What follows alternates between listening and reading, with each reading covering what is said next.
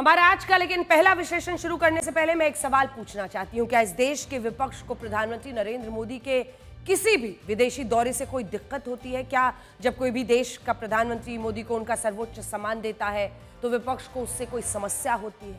क्या मोदी जब किसी देश की संसद को संबोधित करते हैं बतौर भारत के 140 करोड़ जनता के मुख्य प्रतिनिधि प्रधानमंत्री बनकर, तो क्या विपक्ष उसे देख नहीं पाता? क्योंकि फिलहाल तो ऐसा ही लगता है।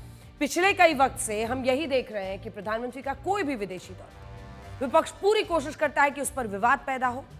विवाद ना बने तो जानबूझकर कोई ऐसा बयान दे दो कि विवाद पैदा हो जाए। प्रधानमंत्री नरेंद्र मोदी कल ही 5 देशों के दौरे के बाद स्वदेश लौटे हैं। मोदी का यह दौरा बहुत प्रभावी था।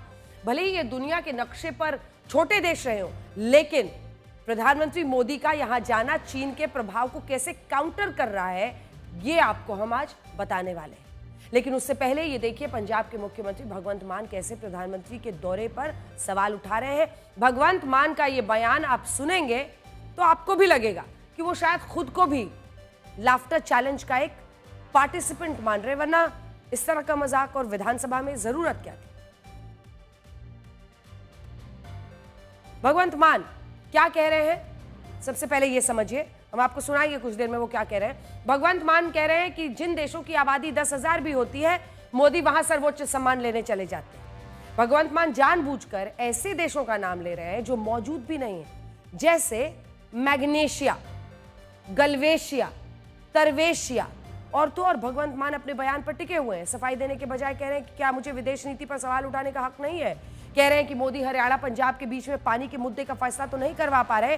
कह रहे हैं कि मैं रूस यूक्रेन की जंग बंद करवा दूंगा।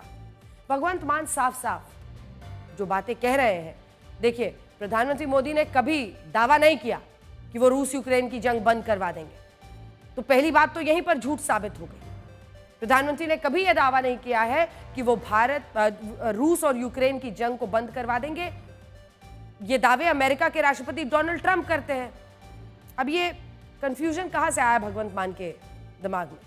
भारत के प्रधानमंत्री नरेंद्र मोदी ने नहीं, अमेरिकी राष्ट्रपति डोनाल्ड ट्रंप ने दावा किया है कि वो रूस यूक्रेन की जंग रुकवाएंगे। भगवंत मान कहीं कंफ्यूज हो तो उनका कंफ्यूजन हम दूर कर देते हैं। भगवंत मान जी, आपको कूटनीति का कभी नहीं पता है। वो पंजाब के मुख्यमंत्री हैं, पंजाब संभालें। पंजाब में अभी उनको बहुत काम करने हैं। विदेश नीति पर आपको सवाल उठाने का कम से कम चर्चा अगर देश के अंदर आप चाहें तो जरूर कर सकते हैं, लेकिन इस तरह से मित्र देशों का अपमान करना गलत है।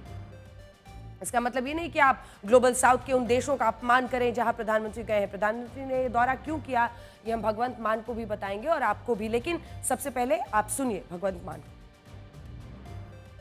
प्रधानमंत्री जी गए हुए हैं, मेरे घाना गए, कहाँ गए? आगे आज आ जाएंगे। चलो चलो, देश में वेलकम करेंगे उनका।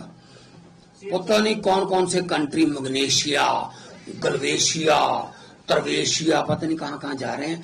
जहां 140 करोड़ बंदा रह रहा है वहां रह नहीं रहे वो। और जिस कंट्री में जा रहे हैं उनकी आबादी कितनी? 10,000। और सबसे बड़ा अवार्ड वहां का मिल गया। 10,000 तो भाई साहब जेसीबी देखने के लिए खड़ा हो जाता है। यहाँ जेसीबी चल रही है, जेसीबी गलना चिपा गए। मुख्यमंत्री हैं ये पंजाब के, आपने सुना उनको, उनकी भाषा को। ये कहीं से लग रहा है कि मुख्यमंत्री हैं और मुख्यमंत्री की लैंग्वेज ऐसी होनी चाहिए। कह रहे हैं कि हमारे यहाँ तो 10,000 लोग जेसीबी की खुदाई देखने के लिए इकट्ठा हो जाते हैं। इसका प्रधानमंत्री मोदी की विदेश यात्रा से क्या ताल्लुक? भगवंत मान समझा नहीं पाएंगे। वो सिर्फ नंबर स्कोरिंग के लिए ऐसा कह रहे हैं। अब हंगामा होना था, हो गया। विदेश मंत्रालय ने भगवंत मान के बयान पर आपत्ति जताई और कहा कि हमने एक हाई स्टेट अथॉरिटी की वो टिप्पणी देखी जो भारत के ग्लोबल साउथ के दोस्ताना देशों के साथ संबंधों पर कर रहे थे। ये टिप्पणियां गैर जिम्मेदाराना और खेदजनक है। भारत सरकार ऐसे अनैच्छिक संबंधों से खुद को अलग करती है जो मित्र देशों के साथ भारत के संबंधों को कम करके आंकती है। आप सोचिए, विदेश मंत्रालय को बयान जारी करना पड़ता है क्योंकि भगवंत मान अपने संवैधानिक पद की जो गरिमा है उसको समझ नहीं पा रहे हैं। लेकिन इसके बाद भी भगवंत मान को अपने कहे पर कोई पछतावा नहीं था। भगवंत मान ने उनके बयान के बाद विदेश मंत्रालय की आपत्ति पर सफाई मांगी तो मान ने सफाई तो नहीं दी, लेकिन सवाल फिर से उठा दिया। ਮੈਂ ਫੋਰਨ ਪਾਲਿਸੀ ਬਾਰੇ ਪੁੱਛਿਆ ਵੀ ਤੁਸੀਂ ਜਿੱਥੇ ਵੀ ਜਾਂਦੇ ਹੋ ਉੱਥੇ ਅਡਾਨੀ ਦਾ ਬਿਜ਼ਨਸ ਕਿਉਂ ਸ਼ੁਰੂ ਹੋ ਜਾਂਦਾ ਹੈ? ਇਹਦਾ ਮਤਲਬ ਉਹਨੂੰ ਉਹ ਲੈ ਕੇ ਜਾਂਦਾ ਹੈ। ਠੀਕ ਹੈ, ਇਹ ਗੱਲ ਕਿਉਂ ਨਹੀਂ ਮੰਨਦੇ ਤੁਸੀਂ ਕਿ ਤੁਸੀਂ ਬਿਜ਼ਨਸ ਕਰਾਉਣ ਜਾਂਦੇ ਹੋ ਕਿਸੇ ਨੂੰ? ਇਹ ਸਾਨੂੰ ਹੱਕ ਨਹੀਂ ਹੈਗਾ। ਅਸੀਂ ਪੁੱਛਾਂਗੇ, ਮੈਂ ਤਾਂ ਫਿਊਚਰ 'ਚ ਵੀ ਪੁੱਛੂੰਗਾ। ਕੀ ਗੱਲ ਪ੍ਰਧਾਨ ਮੰਤਰੀ ਨੂੰ ਅਸੀਂ ਪੁੱਛ ਨਹੀਂ ਸਕਦੇ ਕਿ ਤੁਸੀਂ ਉੱਥੇ ਕੀ ਕਰਨ ਗਏ ਸੀ, ਕੀ ਉਹਨਾਂ ਨਾਲ ਸਮਝੌਤਾ ਹੋਇਆ? ਜਦੋਂ ਪਾਕਿਸਤਾਨ ਨਾਲ ਸੰਬੰਧ ਖਰਾਬ ਹੋਏ ਇੱਕ ਵੀ ਮੁਲਕ ਆਪਣੇ ਨਾਲ ਖੜਾ ਨਹੀਂ ਖੜਾ, ਪਰ ਧਰਤੀ ਦੇ 4 ਗੇੜੇ ਦੇ ਗਏ ਮੋਦੀ ਸਾਹਿਬ। ਮਗਨੇਸ਼ੀਆ, ਟਕਲੇਸ਼ੀਆ, ਪਤਾ ਨਹੀਂ ਕਿਹੜੇ ਕਿਹੜੇ ਮੁਲਕ ਨੇ, ਸਾਨੂੰ ਤਾਂ ਨਾਂ ਹੀ ਨਹੀਂ ਆਉਂਦੇ ਉਹਨਾਂ ਦੇ, ਉੱਥੇ ਜਾ ਵੜਦੇ। ਬਈ 140 ਕਰੋੜ ਤਾਂ ਸਾਡੇ ਕੋਲੇ ਰਹਿੰਦਾ, ਉਹਨਾਂ ਨਾਲ ਹੀ ਗੱਲ ਕਰ ਲਓ, ਉਹਨਾਂ ਦੀਆਂ ਸਮੱਸਿਆਵਾਂ ਹੱਲ ਕਰ ਦਿਓ। ਪੰਜਾਬ ਤੇ ਹਰਿਆਣੇ ਦਾ ਪਾਣੀ ਦਾ ਝਗੜਾ ਤਾਂ ਨਿਬੇੜ ਨਹੀਂ ਸਕਦੇ। यूक्रेन की जंग कहते बंद करा देंगे ਅਸੀਂ। मान साहब, डिप्लोमेसी में ऐसा नहीं होता है कि आज प्रधानमंत्री को ख्याल आया कि फलाने देश जाना है तो वो हवाई जहाज में बैठे और चले गए, या ग्लोब पर देश को खोजा ऐसे ग्लोब घुमा के भाई ये वाला देश अच्छा लग रहा है वहां पहुंच गए। ऐसा नहीं होता है। बहुत कुछ देखा जाता है। ये फैसला देश का होता है। किसी भी देश की यात्रा के पीछे पूरी पॉलिसी होती है, फ्रेमवर्क होता है, बैकग्राउंड होता है, डील्स होती हैं, कूटनीति देखी जाती है, वर्चस्व देखना होता है, दूसरे कॉम्पिटिटर देशों के प्रभाव का भी ध्यान रखना होता है। आप पंजाब जैसे बड़े अहम राज्य के मुख्यमंत्री हैं, मुंह के माइक आगे माइक लगा तो आप बोल रहे हैं, लेकिन ये परंपरा ठीक नहीं है। बयानों का बड़ा प्रभाव होता है। आप कोई छोटे नेता नहीं है, आप मुख्यमंत्री हैं पंजाब के, इसीलिए आपके जैसे नेताओं के बयानों को दुश्मन तुरंत पिक करता है और इसका प्रभाव फिर दूसरी तरह से देखने को मिलता है। आइए मान साहब का थोड़ा सा और ज्ञानवर्धन कर देते हैं। मान साहब, प्रधानमंत्री मोदी जिन 5 देशों के दौरे पर गए थे वो ग्लोबल साउथ के देश थे। घाना, ट्रिनिडाड और टोबैगो, अर्जेंटीना, ब्राजील और नमीबिया। अब ग्लोबल साउथ, अगर किसी पत्रकार ने पूछा होता तब समझ में आता कि ग्लोबल साउथ पर आप क्या कहते हैं। अब इसको नक्शे पर समझिए। ग्लोबल साउथ होता क्या है?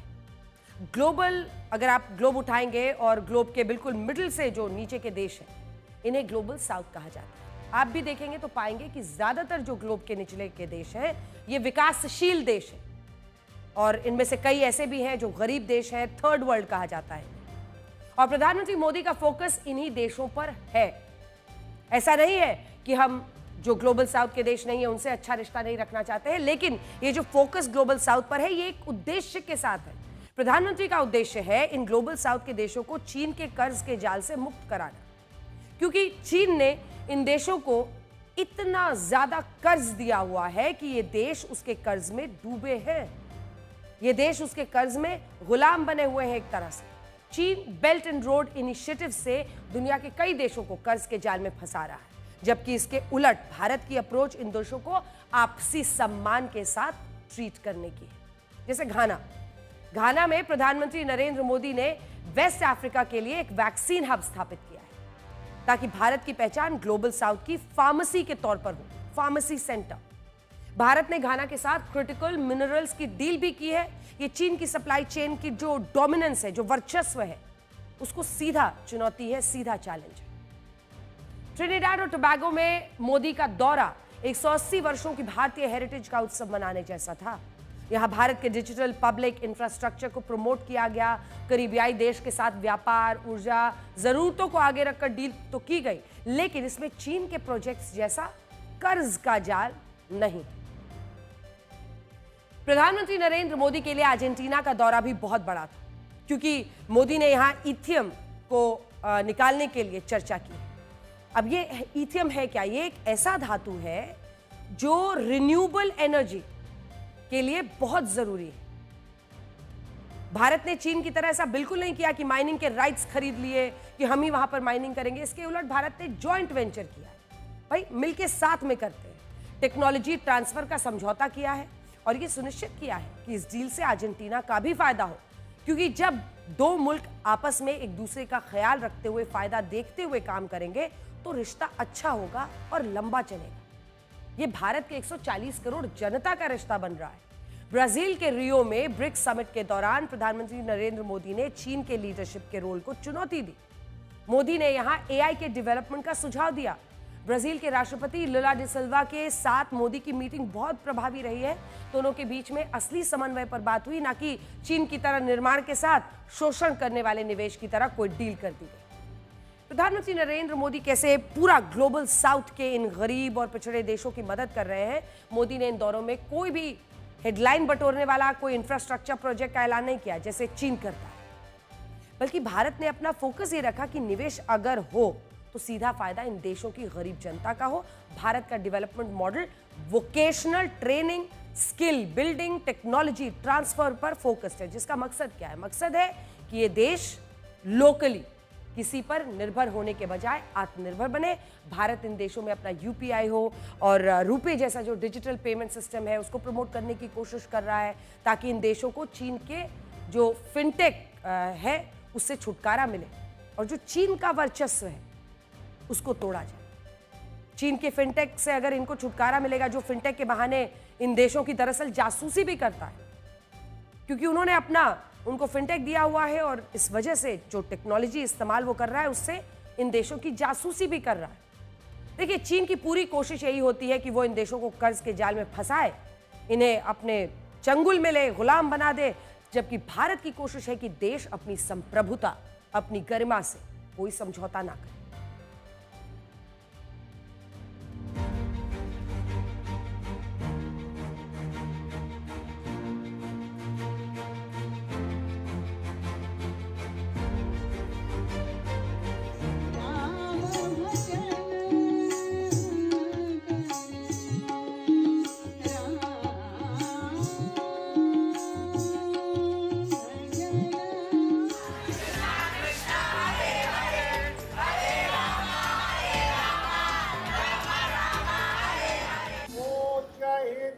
जन्म बहे कान्हा को देव सुमन जल लाए।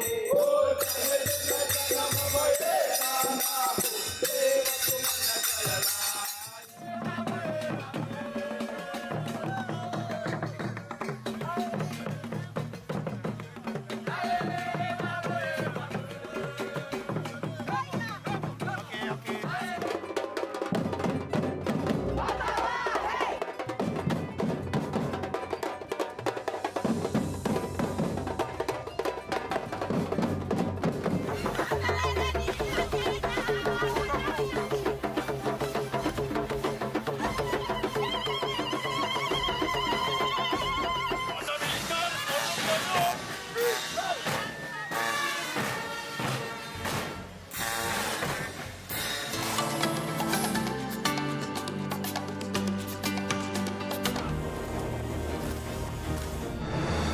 Coronel Pinho, guarda de honra pronta para a revista.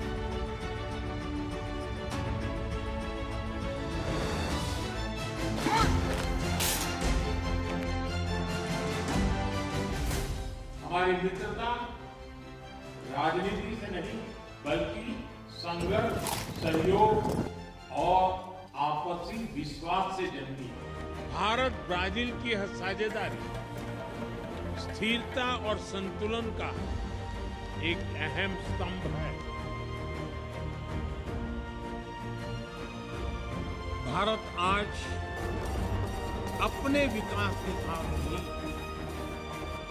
दुनिया के सपनों को भी दिशा दे रहा है।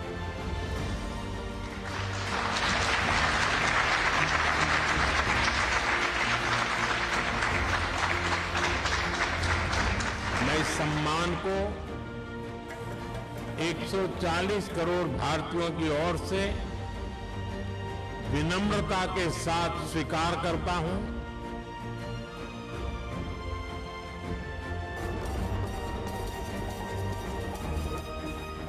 प्रधानमंत्री कमला जी के पूर्वज बिहार के बक्सर में रहा था। कमला जी स्वयं वहां जाकर भी आई। सोचिए बक्सर का कैसा रिश्ता निकला वहां पर। इसीलिए तो ये देश प्रधानमंत्री नरेंद्र मोदी को अपने देशों का सर्वोच्च सम्मान भी देते हैं। और ये सम्मान सिर्फ प्रधानमंत्री नरेंद्र मोदी का नहीं, ये 140 करोड़ जनता का सम्मान होता है, ये भारत का सम्मान होता है। मोदी के इस बार के दौरे में भी 4 देशों ने उन्हें अपना सर्वोच्च सम्मान दिया और प्रधानमंत्री इन देशों की संसद को भी संबोधित कर रहे हैं। प्रधानमंत्री मोदी अब तक 17 देशों की संसद को संबोधित कर चुके हैं, जो किसी भी भारतीय प्रधानमंत्री के लिए एक रिकॉर्ड है। बाकी प्रधानमंत्रियों की बात करें तो मनमोहन सिंह दूसरे नंबर पर हैं, 7 देशों में एड्रेस कर चुके हैं संसद को। तो इंदिरा गांधी जी ने 4 में, जवाहरलाल नेहरू ने 3 में, राजीव गांधी ने 2 में, पीवी नरसिम्हा राव ने 1 देश की संसद को संबोधित किया। देखिए, कहीं यही तो वजह नहीं है कि विपक्ष मोदी के देशी दौरों पर सवाल उठा रहा है।